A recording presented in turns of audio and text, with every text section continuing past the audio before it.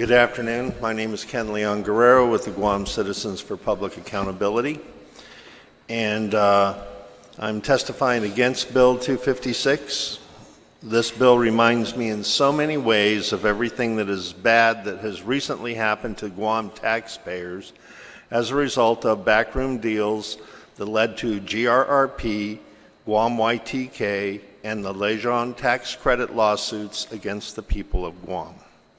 I have nothing against an egg farm. I think it's a good idea. Just as some people thought a waste energy plant was a good idea back in 2000, just as, the fish processing plant at the port was a good idea back in 2000, and some people thought waste energy was a good idea back in 1986. We are here today to talk about stewardship of public assets and for the benefit of existing and future generations. That's what we're here to talk about with Bill 256. Now, as an aside, I have kind of a little bit of experience with this because some time ago, I was approached by Gita to look at this property to develop some type of business model on it. I was proposing to put in a farm that was going to be raising vegetables and fruits and provide full-time employment for 100 or more people with developmental disabilities. And I was proposing to use the federal recognized offset of this type of program under the National Institute for People with Severe Handicaps, which recognizes that a full-time employed person relieves the government of $1,800 a year or more. And so by employing 100 people or more, I was proposing to use the offset of $186,000 towards the $150,000 minimal rent.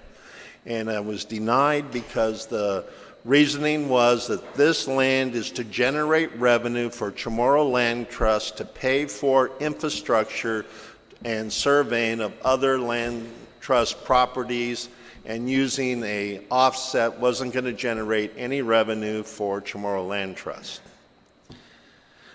So, Bill 256 is no different than the bills that led to the creation of GRRP and Guam YTK and what ultimately became the Lejeune tax credit situation, in which taxpayers have lost millions of dollars and potentially could lose hundreds of millions of dollars more.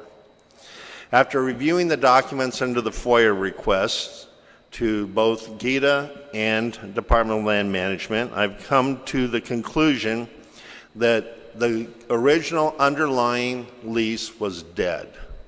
So this bill right here is an attempt to codify a bad situation for the taxpayer, much in the same way Bill 433 in the 32nd legislature was an attempt by GRRP to codify the waste energy process, and subsequent efforts by the administration to ram waste energy through this body through Gita. So now we have Gita at the leading edge of GRRP, and now we're looking at Gita handling a dead lease, artificially breathing life into it and resurrecting it and creating a fictition that this lease was a going concern. Problem number one, the original lease to Kusam was 50 years. This bill says it was a 50-year lease, but it was not. It was a 10-year lease with 4 10-year extensions contingent on satisfactory performance of the terms and conditions of the lease therein. And one of the conditions was certification by the Director of Agriculture after year 3 that the farm was a viable and going concern. There's no such documentation in any of the files I read. In fact, there is a request from Kusan to extend the certification period because they were having problems. But nowhere in there do I see a report that certifies that that this farm was a going concern eligible for extension of the lease.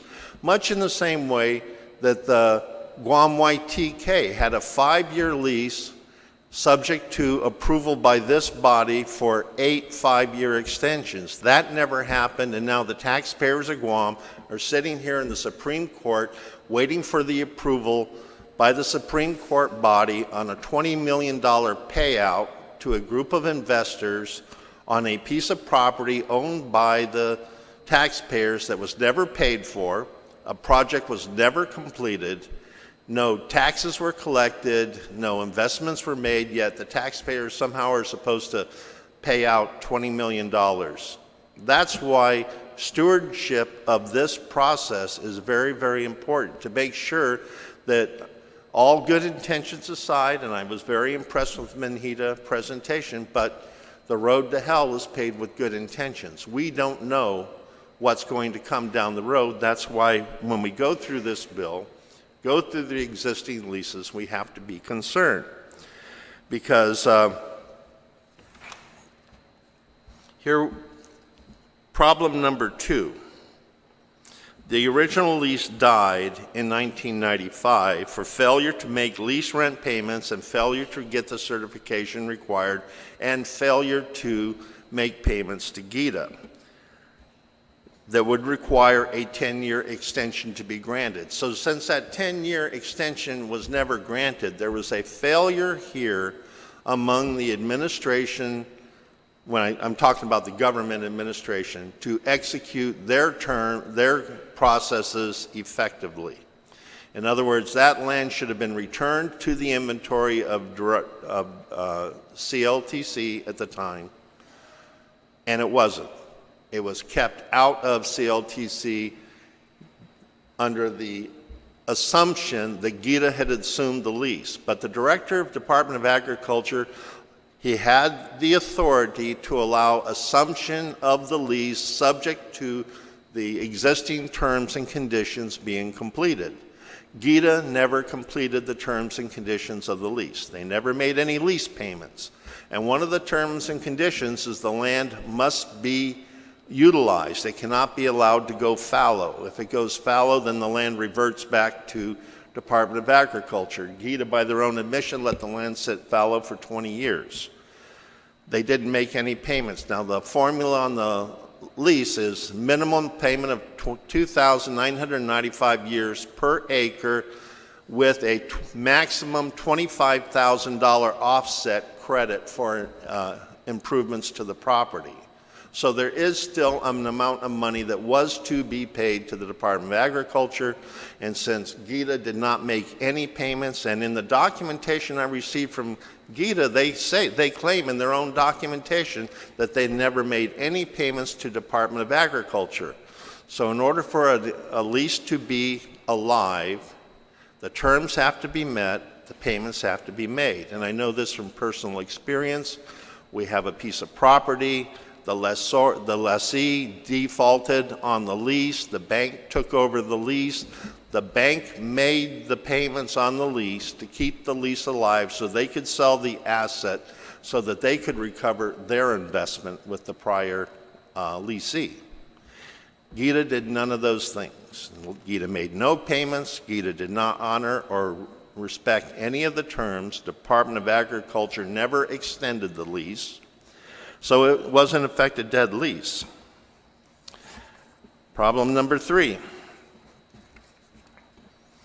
When the loan payment stopped and GITA foreclosed on the property, by law, the land should have reverted back to Department of Agriculture or to CLTC. In order for the Kusan lease to be viable, GITA would have had to make a minimum payment of $150,000 a year under Section 3 of the lease with the Department of Agriculture, or at a minimum, to keep the fiction this lease is alive, they should have required whoever assumed the lease to make all the back payments plus interest money to be forwarded to CLTC. None of that happened. So at best, all GITA had was a legal lien on the property. That's not the same thing as saying that GITA had an active lease that they could sell as an asset. Number 4, the Kusan lease was legally dead by failure of GITA to comply with all the terms of the conditions. First, by allowing the land to go fallow. Second, by not providing an annual report to the Director of Department of Agriculture on the amount of produce produced on the land in compliance with the lease. There was a lease, and in the lease, there was a list of the authorized products to be planted on this farm. The lessee was required to provide an annual report on the quantities of these products produced on the farm. GETA failed to do that. It's also dead because of under Public Law 1518, which created these farms, the Director of Agriculture had the authority to allow transfer of ownership of the ground lease for the purposes of financing improvements, but the law did not give the Director of Agriculture authority to waive any of the terms and conditions or lease payments. So the letter that GETA has from Director of Agriculture authorizing GETA not to make any payments is in direct violation with the law, and therefore, not defendable. There is fictition that this bill is necessary for the financing of an egg farm. I don't deny the fact that they're going to need to finance this. I doubt very seriously the banks and lending institutions are requiring a 50-year lease or a 100-year lease. What you guys don't know about me, I'm born in Iowa, and I come from a farming family, so I have a little bit of knowledge about, just enough to be dangerous, about farming. And typically when relatives of mine have made loans for farming things like milking barns, the average loan has been 10 or 15 years. Because of the wear and tear on the assets, they don't survive longer than 10 or 15 years. So farming barns, milking operations typically get 10 to 15 years of financing. So I don't understand why they aren't able to get financing for $8 million, and over the 24-year lifespan, that's $370,000 a year write-off. I haven't seen what their business model is, but I'm sure that with no land payments and a captive market and selling 100% of their production, they should have been able to afford a 10-year, a 15-year, even a 20-year loan and make those numbers work.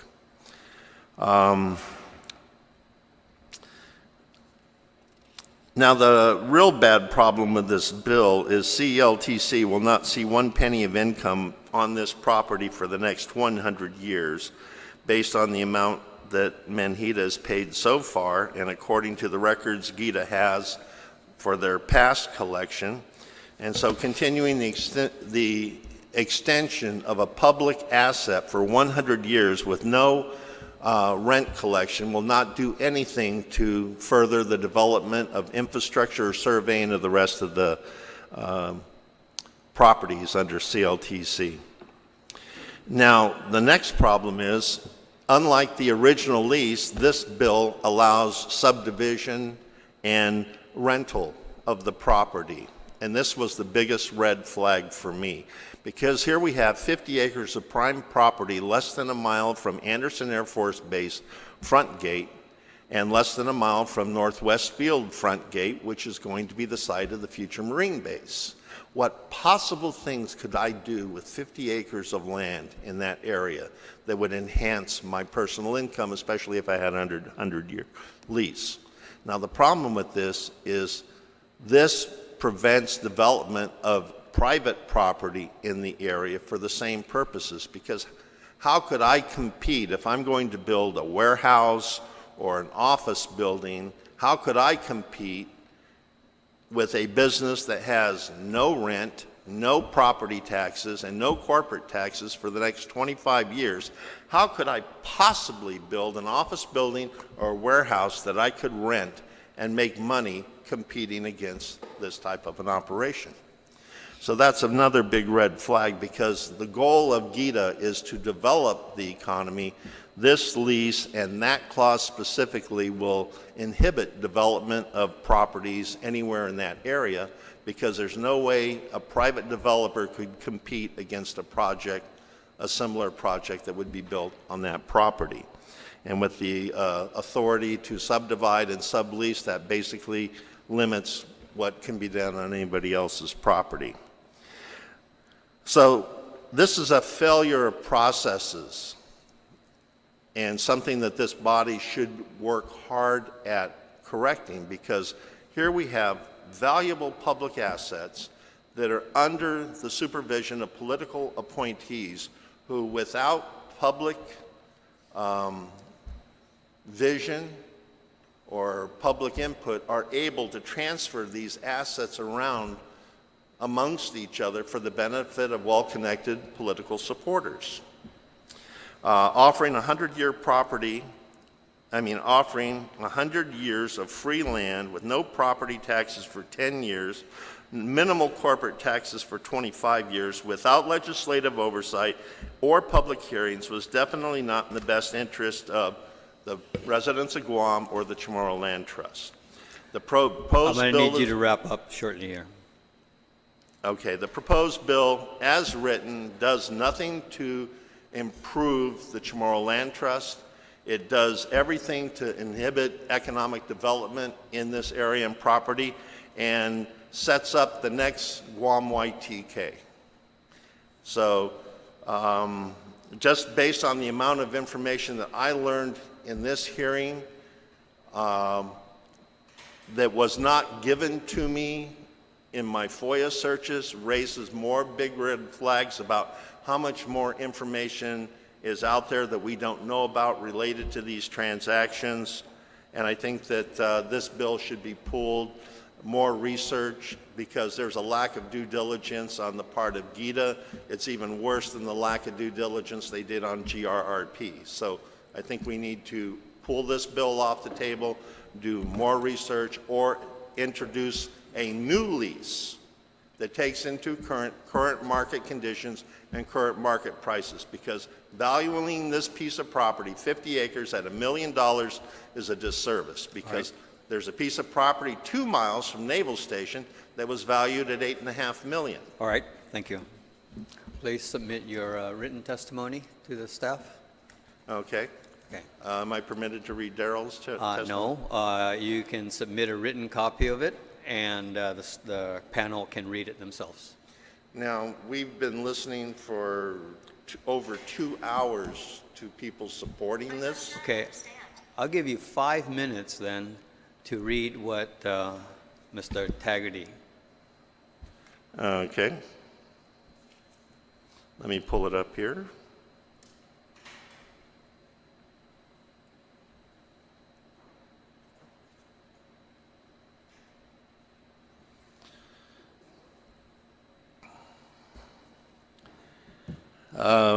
This is Darrell Taggarty's testimony. Mr. Chairman, I oppose Bill 256-34 and urge all committee members not to vote it out. This is a private bill that creates real marketable value for the beneficiary where none existed before, in exchange for hidden benefits for senators who vote in favor of it, and merely theoretical benefit for the rest of us. This bill is a perfect opportunity to list other bills that have passed without clear benefit to the public, which I will do if Bill 256 proceeds out of committee. I am optimistic that you, our current elected policymakers, will do the right thing by killing this bill in committee. The legislature delegated powers to the Department of Agriculture, GITA, and the Chamorro Land Trust to fairly and impartially administer public lands for agricultural purposes. Their procedures were approved. Manhita Farms LLC considered the GITA note profitable as is, with the remaining 24-year term and original conditions attached to the land. Nothing stops Manhita Farms from moving forward with its agribusiness plan. The public and Manhita Farms already can achieve positive benefits spelled out in this bill without passing this bill. However, this private bill proposes to override powers delegated to executive agency employees, boards, and commissions, so 8 senators can get the gift of massive amounts of, 8 senators can gift a massive amount of extra dollars to Manhita farms. Was this opportunity publicly offered? Is there anyone else out there that would like to negotiate with the government and offer better terms? I don't recall Gita advertising its portfolio to public bids. I don't recall the Chamorro Land Trust putting surveyed properties out for proposals so that anyone and everyone would have a chance at getting subsidized land. This private bill suspends specific terms of the documents attached to this property. The public is left unprotected under current programs to facilitate agriculture and economic use of public lands. Manhita's lawyers can argue that this law is equal to and more recent than any other applicable law and superior to the lease terms. Agriculture, Gita, and the Chamorro Land Trust agents and boards can't assert the public's continuing interest in the face of a law that approves privatization of this property.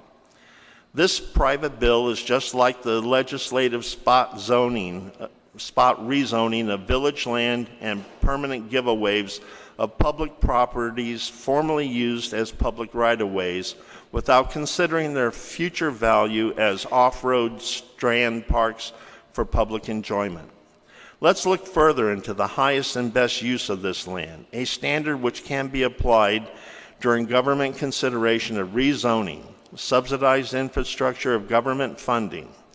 This land is a large continuous tract that is zoned agricultural now, but it does not preclude development of a gated community of luxury homes on half-acre lots within a mile of the new gate at Anderson Air Force Base and astride all the future traffic between the new Marine Corps Base and Anderson. It is large enough for a major mall or a gated red light district. So many opportunities other than agriculture can open up when a private bill extends lease terms beyond the remaining 24 years and releases the lessee from the agriculture-only performance conditions. It allows people who are Manhita farms to legislatively leapfrog other private landowners in the area, including investors in the nearby golf course. In closing, I reiterate my pledge to drag up private bills that have little public purpose if this bill is to proceed. Like Senator Nelson's recent call for federal investigation, I would feel reassured if the U.S. Attorney would examine this and similar historical bills for corrupt government practices and racketeering, since not all factors or procedures that led to this bill are on the table today. Thank you for carefully considering my perspective on this matter. Darrell Taggarty. Thank you. Thank you very much.